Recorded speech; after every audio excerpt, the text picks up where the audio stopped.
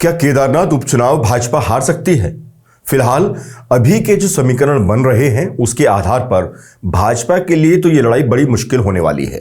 अभी तक जो सूचनाएं और रिपोर्ट्स जमीनी स्तर पर मिल रही हैं उसके आधार पर यह कहा जा सकता है कि केदारनाथ उपचुनाव में कांग्रेस बीजेपी से 2% यानी लगभग 8,000 अनुमानित वोट से ऊपर दिखाई दे रही है। अब इस 2% को बीजेपी कैसे पाटेगी और कैसे आगे आ पाएगी, ये तो जैसे जैसे चुनाव नजदीक आएगा और भाजपा क्या रणनीति बनाएगी उस पर निर्भर करेगा। इससे पहले 2022 में भी बीजेपी वहां जीती थी और सिर्फ जीती ही नहीं थी बल्कि बहुत शानदार तरीके से जीती थी, यानी उसको 22,000 के आसपास लगभग वोट मिले थे और कांग्रेस तीसरे नंबर पर रही थी। अब जब 2022 के हालात ऐसे मुफीद रहे हैं भाजपा के लिए, तो आखिर कैसे बीजेपी कांग्रेस से उपचुनाव में हार की दहलीज पर खड़ी होती महसूस हो रही है, जबकि अपने तमाम कद्दावर मंत्रियों के साथ पूरी सरकार केदारनाथ में लगी हुई है, जुटी हुई है। यकीनन आपके मन में ये प्रश्न जरूर होंगे, तो इन सभी आंकड़ों की बात करें उसके लिए इस रिपोर्ट को पूरा देखना जरूरी है और आपके साथ ही ये रिपोर्ट उत्तराखंड के भाजपा नेताओं को भी देखने की जरूरत है, क्योंकि इस रिपोर्ट से यकीनन बीजेपी को सबक लेने की जरूरत पड़ने वाली है। उत्तराखंड बनने के बाद यहां केदारनाथ विधानसभा में अब तक 5 बार चुनाव हुए हैं। उत्तराखंड में 2002 से 2022 तक के इन 5 बार में 3 बार बीजेपी जीती है और 2 बार कांग्रेस। जो कुल मतदाता है वो 80 से 90 हजार के बीच रहा है। और सबसे बेहतर बात केदारनाथ उपचुनावों की ये रही है कि यहां वोटिंग परसेंटेज 50% से ऊपर रहा है और कई बार तो 65 के आसपास भी। 2002 और 2007 में लगातार 2 बार आशा नौटियाल यहां से जीती थीं। 2012 में दिवंगत शैला रानी रावत ने कांग्रेस के टिकट से बीजेपी की उम्मीदवार आशा नौटियाल को हराया था, जो काफी नजदीकी अंतर की जीत थी। 2016 में उत्तराखंड में राजनीतिक ड्रामा होता है और शैला कांग्रेस को छोड़ बीजेपी में शामिल हो जाती हैं। माना जाता है कि बीजेपी उनको इस शर्त पर ज्वाइन करवाती है कि 2017 में आप जीती तो हम आपको मंत्री बनाएंगे।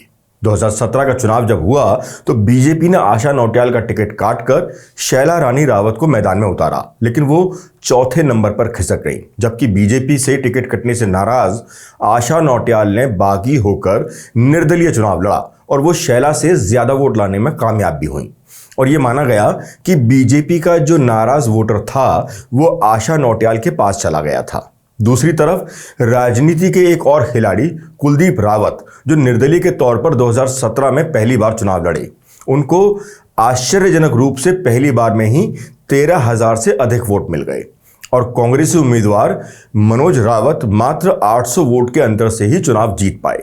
कुल मिलाकर कांग्रेस को यह जीत उस समय आशा नौटियाल के कारण मिली थी, पर कहते हैं इतिहास खुद को दोहराता जरूर है।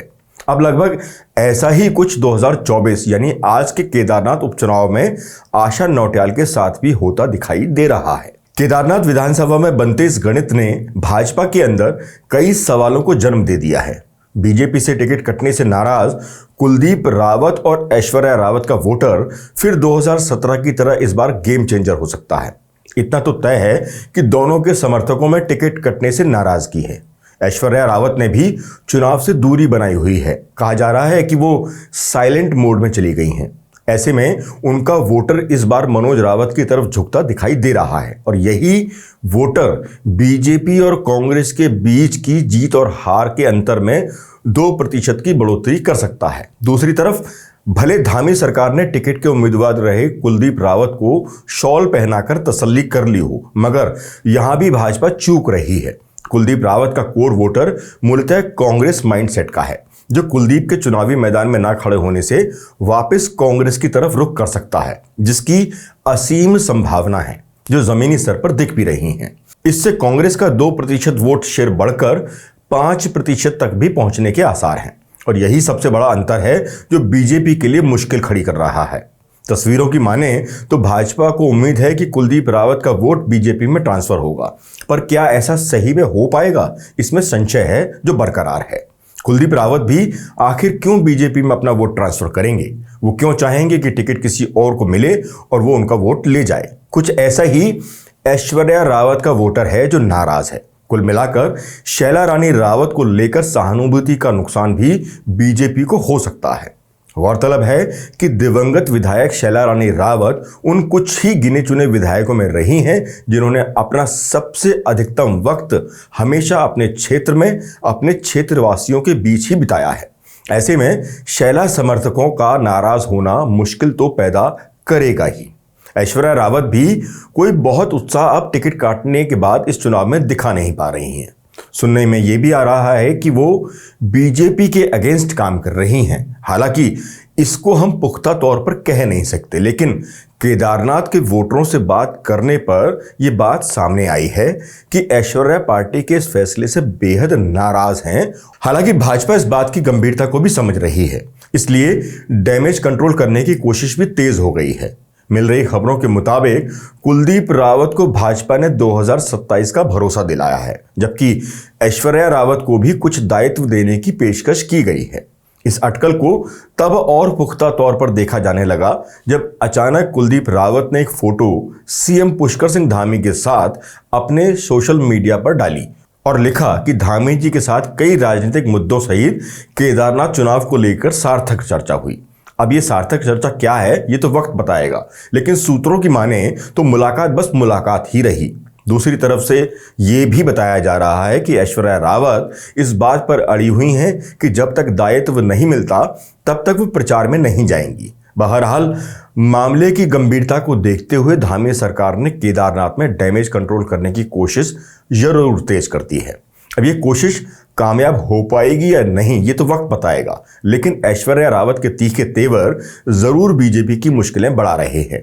जिस तरह से वो न तो आशा नौटियाल के नामांकन में दिखाई दी और न अब कहीं प्रचार में दिखाई दे रही हैं, इससे उनकी नाराजगी का मैसेज जरूर शैला से सहानुभूति रखने वाले वोटरों में जा रहा है और इसलिए माना जा रहा है कि ऐश्वर्या का वोटर इस बार इस चुनाव में निर्णायक साबित हो सकता है। इसके अलावा कुछ अन्य कारण भी बीजेपी की हार तय कर सकते हैं।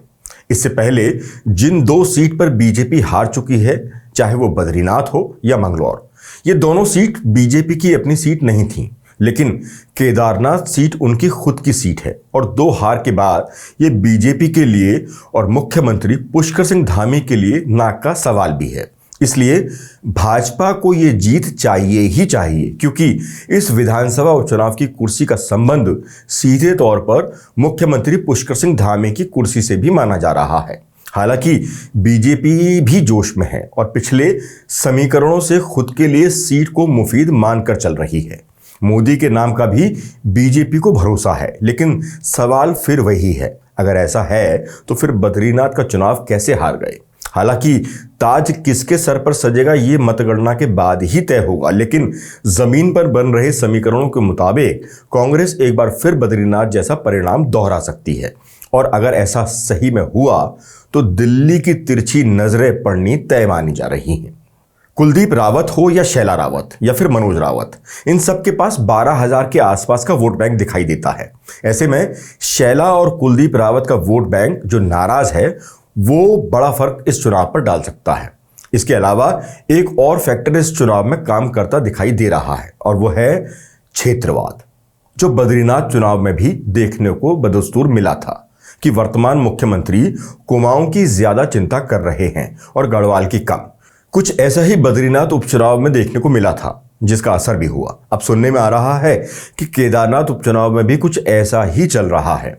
केदारनाथ चुनाव में भी ऐसी बातें कही जा रही हैं। हालांकि ऐसी सोच रखना इस उत्तराखंड के विकास के लिए हमेशा नुकसानदायक साबित हुआ है। लोगों के मन में ये बात जा रही है कि चारधाम यात्रा का रूट ऋषिकेश और रुद्रप्रयाग से शिफ्ट करके कुमाऊं की तरफ किया जा रहा है। ये भ्रम अभी तक लोगों के मनों में बरकरार है। हालांकि रामनगर एक ऐसा क्षेत्र रहा है जो बद्रीनाथ के लिए पौराणिक रास्ता भी रहा है। गौरतलब है कि गढ़वाल कुमाऊं के नाम पर क्षेत्रवाद करना हमेशा नुकसानदायक इस प्रदेश के लिए रहा है। मुख्यमंत्री पुष्कर सिंह धामी ने जब से रामनगर से चारधाम यात्रा मार्ग का सर्वे करवाया है, तब से गढ़वाल में इसको लेकर नाराजगी देखी जा रही है। हालांकि इस पर मुख्यमंत्री स्पष्टीकरण भी दे चुके हैं, लेकिन केदारनाथ उपचुनाव में भी इस मुद्दे की एंट्री हो चुकी है और यह मुद्दा भी बीजेपी को भारी पड़ सकता है। केदारनाथ धाम का दिल्ली में शिलान्यास का मामला हो या फिर सोना चोरी की बात हो, इनका भी असर देखने को मिल सकता है।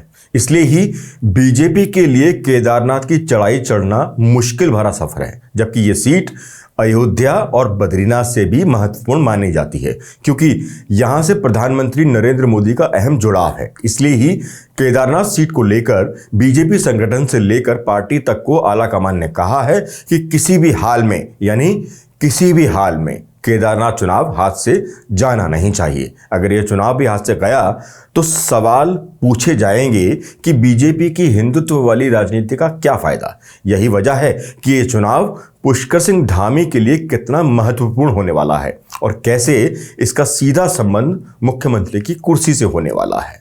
एक बात और है जिसको समझने की जरूरत है, वो ये कि आमतौर पर हर चुनाव भाजपा मोदी के नाम पर लड़ती आई है, मगर केदारनाथ उपचुनाव में कांग्रेस की अगुवाई कर रहे गणेश गोदयाल ने इस चुनाव को केदारनाथ वर्सेस मुख्यमंत्री पुष्कर सिंह धामी में तब्दील कर दिया है। ऐसे में मनोज रावत केदारनाथ वर्सेस भाजपा और मुख्यमंत्री धामी के बीच ये चुनावी जंग सिमट कर रह गई है, जिसका नुकसान भाजपा को हो सकता है। जातिगत आंकड़े भी कुछ इसी तरफ इशारा करते हैं। असल में केदारनाथ राजपूत बहुल सीट है, वहां 50% से ज्यादा राजपूत हैं। जिस सीट पर 50% से ज्यादा राजपूत वोटर हों, वहां एक महिला ब्राह्मण चेहरे को टिकट देना कहीं बीजेपी से गलती तो नहीं हो गई, जबकि कांग्रेस के पास एक ठाकुर चेहरा है। क्या इसका भी कोई असर होगा? दोनों ही प्रत्याशी केदारनाथ सीट से विधायक रह चुके हैं। कांग्रेस प्रत्याशी मनोज रावत पत्रकारिता से राजनीति में आए हैं।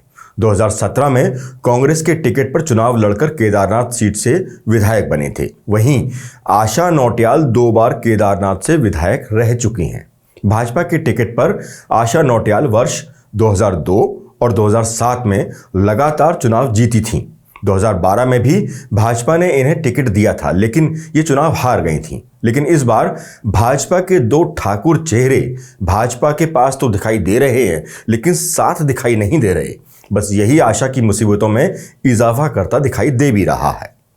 अब देखना यही है कि क्षेत्रवाद की भावना से, जातीय समीकरण से, केदारनाथ की नाराजगी से कैसे मुख्यमंत्री धामी या बीजेपी पार पा पाएंगे। प्रत्याशी के नाम की घोषणा से पहले जिस तरह मनोज रावत ने प्रेस कॉन्फ्रेंस करके भू कानून को लेकर अपनी बात रखी, उससे यह भी साफ है कि कांग्रेस की किस पिच पर बैटिंग कर रही है। भू कानून को सदन में उठाने वाले भी मनोज रावत ही पहले व्यक्ति और विधायक थे। मतलब धामी के लिए जो चौथा मुद्दा है वो भू कानून और मूल निवास भी है। मतलब साफ है, ये चुनाव अपनों से घिरे मुख्यमंत्री पुष्कर सिंह धामी के लिए कांटों से भरे रास्ते के समान है, जिसमें उनकी बड़ी लड़ाई कांग्रेस से नहीं बल्कि केदारनाथ के मुद्दों से है और केदारनाथ के अपने ही सहयोगियों से है। आज के लिए बस इतना ही। नमस्कार।